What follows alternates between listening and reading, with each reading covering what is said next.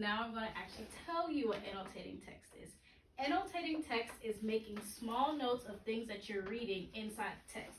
So say you're reading it and you see something that you like, you're like, ooh, that was funny. I like this line. You can put a little heart next to it and you favorite it. We also use it to find the main ideas, the evidence, the main characters, and the theme of the story. So how we do it, or how I do it, is I use my think marks. Everybody should have a think smart bookmark on their desk. So we have one with a yellow highlighter. You would highlight the main ideas and important clues. You would box the new vocabulary that we may not have seen before or it challenges you. Next, we would have questions. So if there's something that you see in the text that you really don't think you know about it, or you want to know more about it, you put a question mark next to it.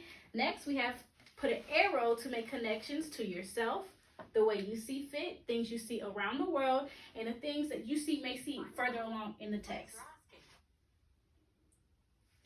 Next, we have favorite it, or like it, or love it. So you put a heart just like you would heart something on Instagram, same way in your textbook. Then we underline our important people and places because they're either going to carry us along through the story or they have a significant impact in the story. And lastly, we use a green highlighter to highlight the evidence that would support our main ideas. So I have a song that helps us remember all of the things that we do. And it's called Why Do We Annotate Text with Twinkle Twinkle Little Star? Would you guys like to help me sing it? Yes, Miss Manning. Okay, ready? 1, 2, 3. Why do we annotate text? We do it to find evidence. And we box new vocab. Making connections is so rad. Have a question, let's mark it. Find an idea and favorite it.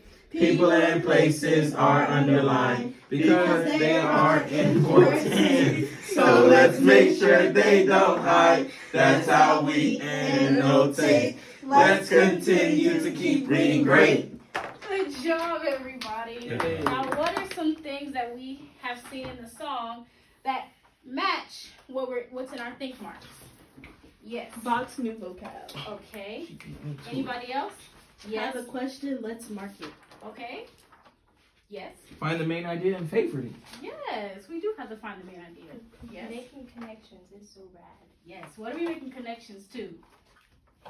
Text or myself or the world. Yes. Okay. Now I'm going to show you an example from the book The Giver that we started reading last week. Okay. I did an example of one from the first paragraph of the book. So I'm just going to read it first. It was almost December and Jonas was beginning to be frightened. No, wrong word, Jonas thought. Frightened meant that deep, sickening feeling of something terrible about to happen.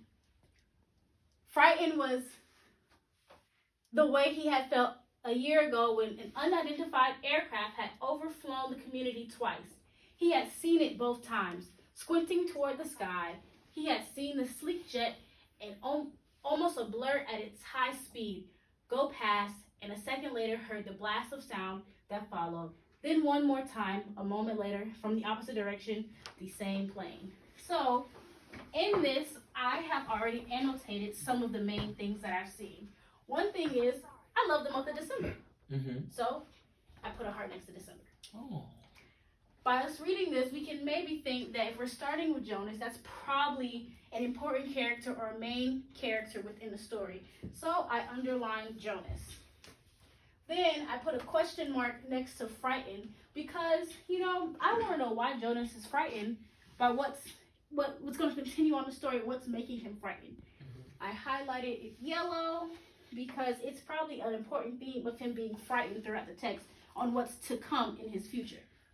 Then the green sentence highlighted is frightened was the way he had felt a year ago when an unidentified aircraft had overflown the community. That's giving us evidence of maybe why he's frightened now. So now I've boxed overflown because we have not made it to that word in our vocabulary yet.